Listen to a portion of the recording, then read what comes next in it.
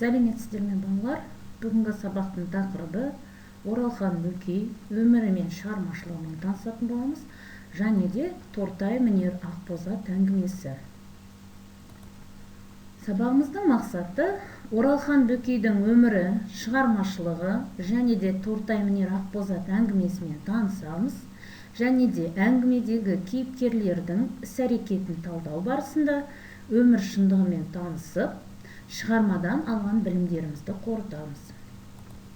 Бүгінгі сабақтың білімді бағалау жүйесі, яғни ол сабаққа қатысу 1 балл, белсенділік үшін 1 балл, өзін-өзі тексеру сұрақтары 1 балл, сабақ бойынша өз пікірін айту және үй тапсырмасын орындау 1 баллдан бағаланатын болады.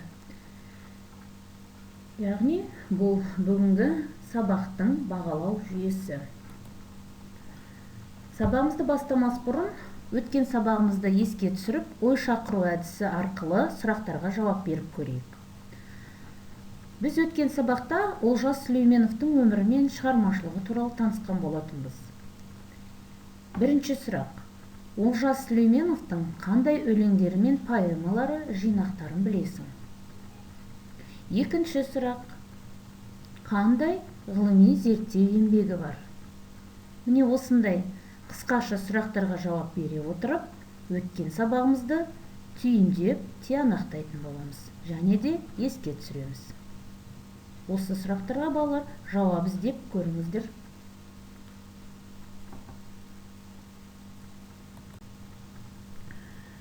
Балалар, біз осы оқу жылында еліміздің түкпір-түкпірінде туып өскен ақын жазушылармен таныстық. Ал бүгін танысатын жазушы ағамыз Оралхан Бөкей. Жазушының өмірі, шығармашылығы мен және Тортай мінер Ақбозат әңгімесімен танысатын боламыз. Өмірімен таныспас бұрын мен сіздерге Ғафу Қайырбековтың бір шумақ өлеңін оқып бергім келіп отыр. Өзгеше біткен қазақтың өнерпаз ұлы дара бір. Жасадым ғұмыр аз ақ күн, жасамай елу және бір деп Ғафу Қайырбеков Оралхан Бөкей туралы осындай бір керемет шумақ өлеңдерін жазған екен. Ал Оралхан Бөкей өзінің туған жеріне деген, туған еліне деген сүйіспеншілігі өте жоғары болған.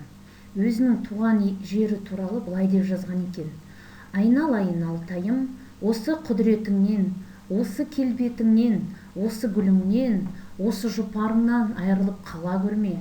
Өйткені мен сені сүйемін, өйткені мен сенің перзентіңмін, өйткені жаһанда саған жетер салтанатты жер жоқ деп өзінің туған жеріне деген сүйіспеншілігін Оралхан Бөкей осылай жеткізген екен. Ендеше балалар, бүгінгі сабағымызға көшейік. Бүгінгі сабағымыздың тақырыбы Оралхан Бөкей дегенбіз, иә? Оралхан Бөкей драматург, жазушы, аудармашы, сөз зергері, журналист, еңбек туы газетінде корректор болып, Қазақстан мемлекетінің сыйлығының лауреаты болған, және де Жұлдыз журналында бөлім меңгерушісі болып қызмет атқарған екен. Оралхан Бөкей өмір шығармашылығына келетін болсақ, 1943 жылы 28 қыркүйекте Шығыс Қазақстан облысы Қатон-Қарағай ауданы Шыңғыстай ауылында қарапайым еңбек адамның отбасында дүниеге келген. Әкесі Бөкей көп сөйлемейтін, сөйлей қалса сөзі өткір, қанжардай қиып түсетін, сөзге шешен, астарлап сөйлеп өз ойын дәл жеткізетін, жаны таза адам болған.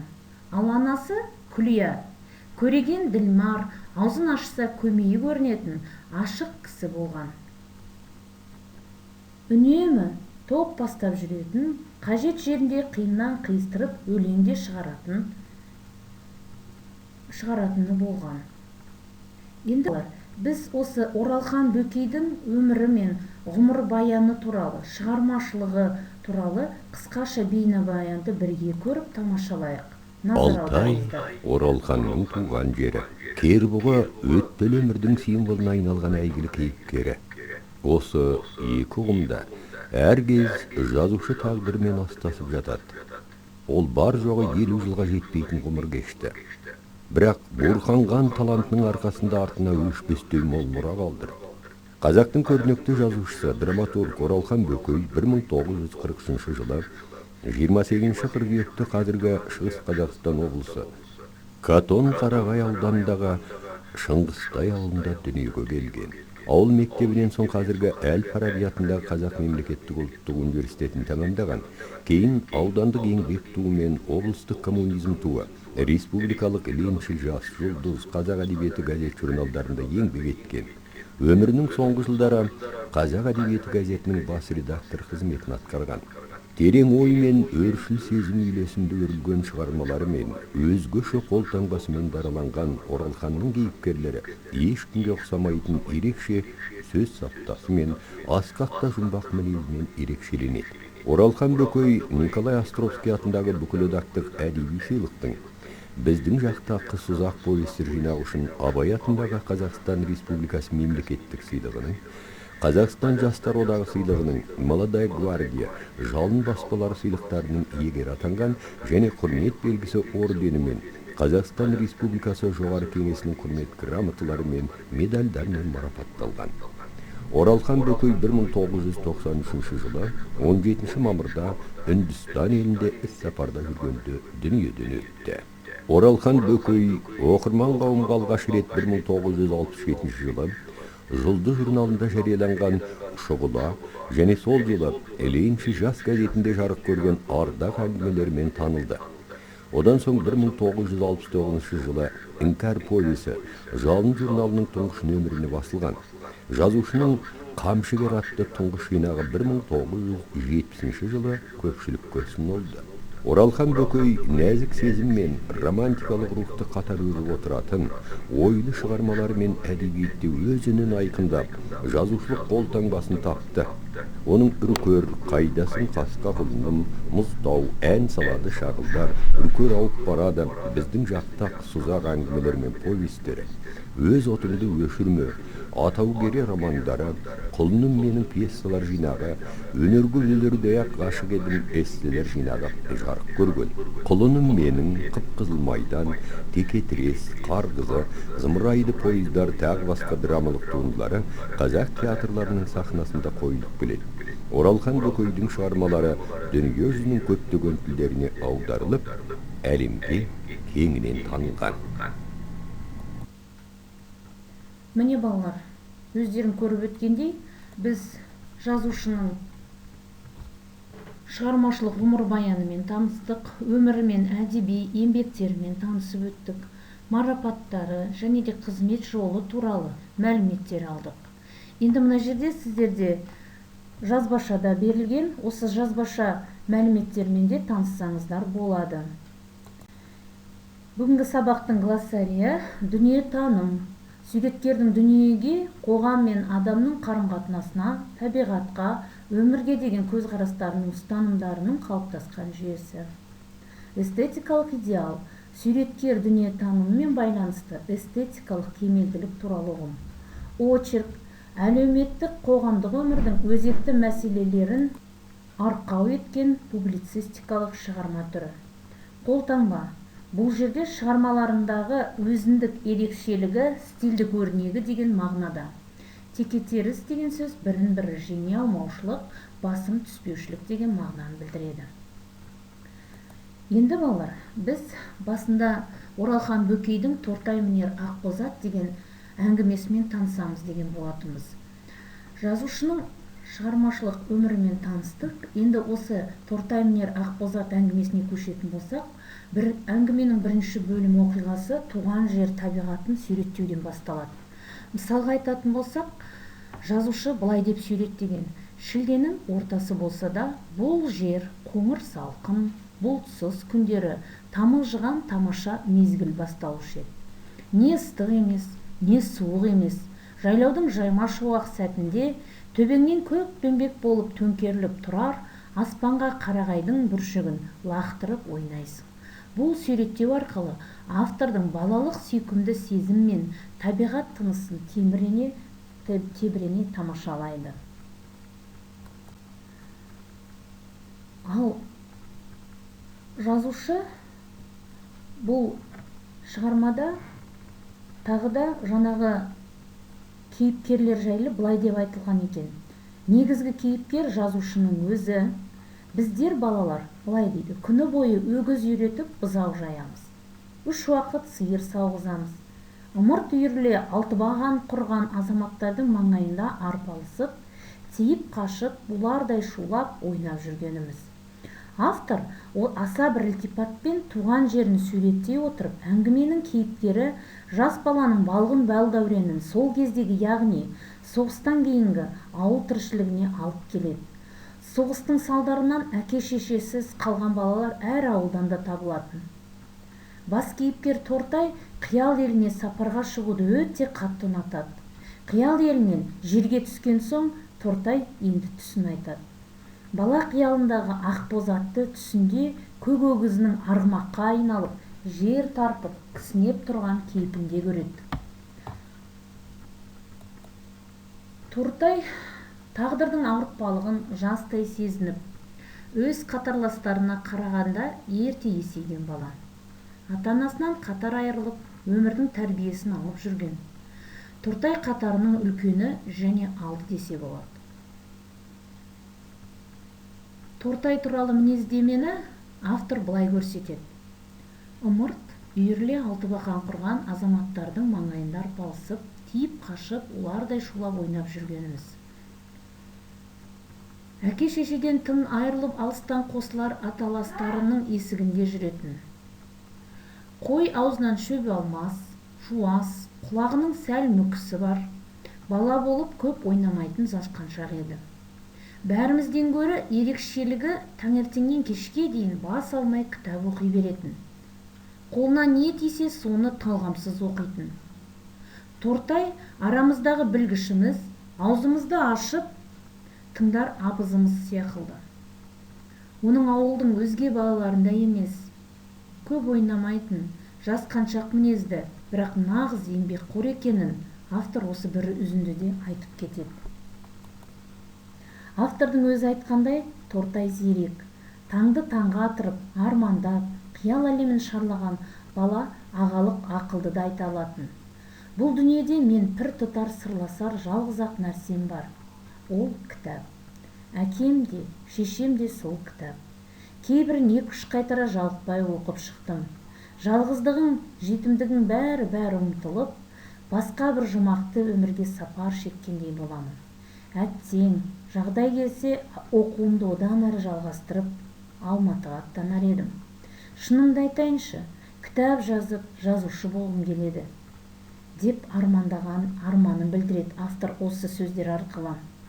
Тәрбие мен ақылды кітапта алып, кітапты ғана азық етеді.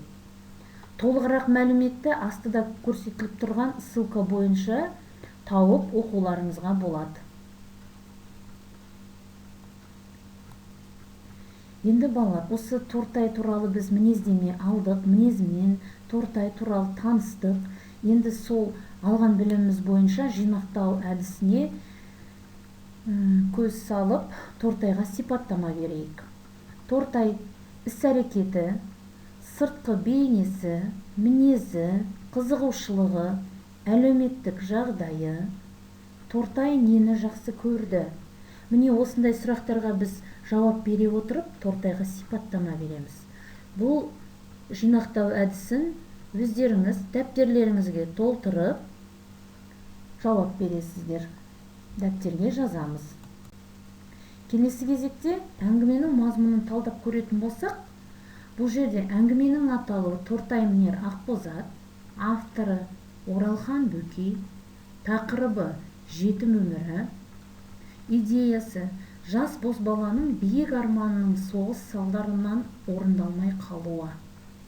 Кейіпкерлер Тортай мен фермер баласы. Қай кезеңде суреттейді?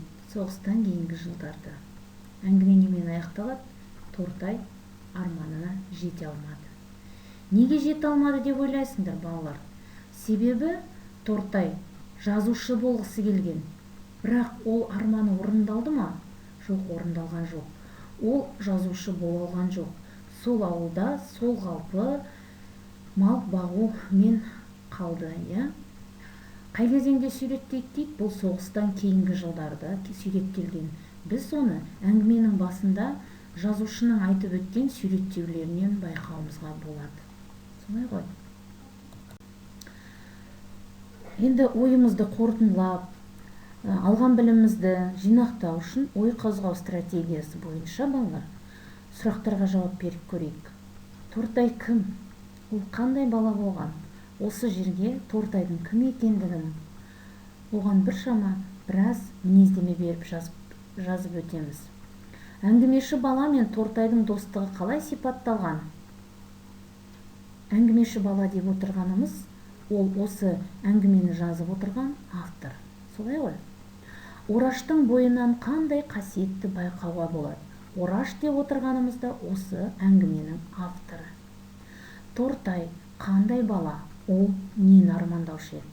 Яғни балалар, бұл жерде сіздер әңгімені толық нұсқасымен танысып оқуларыңыз керек. Сол кезде осы сұрақтарға жауап бере аласыздар. Сабақты қорытындылау. Бүгінгі сабағымызды Әбіш Кекілбаевтың сөзімен түйіндесек болады, балалар. Оралхан Бөкей 20 ғасырдағы қазақ әдебиетінің ең сүйікті, ең сүлей суреткерлерінің бірі ретінде әлемдік танымалдыққа ие болды. Алыс жақын елдерде аты қазақ деген сөзбен қабаттаса айтылатын азғантай тұлғалардың біріне айналды деп Әбіш Кекілбаевтың сөзімен түйіндеуімізге болады сабағымызды. Келесі кезекте инсерт кестесін толтырамыз, балалар.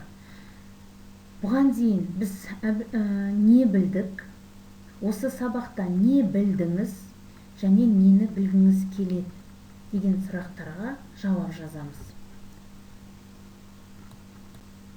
Үйге тапсырма, әңгімені қалай аяқтар едіңіз? Өзіңіздің ойыңыз қалай? Сіз жазушы болсаңыз, әңгімені қалай аяқтар едіңіз? Осы жайында шағын ой толғау жазасыздар. Екінші тапсырма, кейіпкерлер мінезін талдау.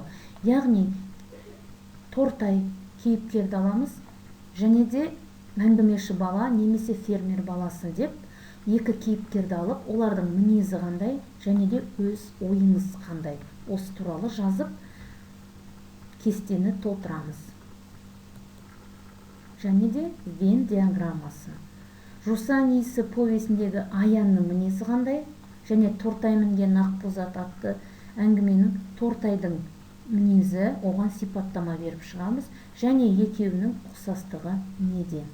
Міне осындай үйге берілген тапсырманы балалар орындап, дәптерлеріне жазып, 7-ші аптаның дотына ілеміз.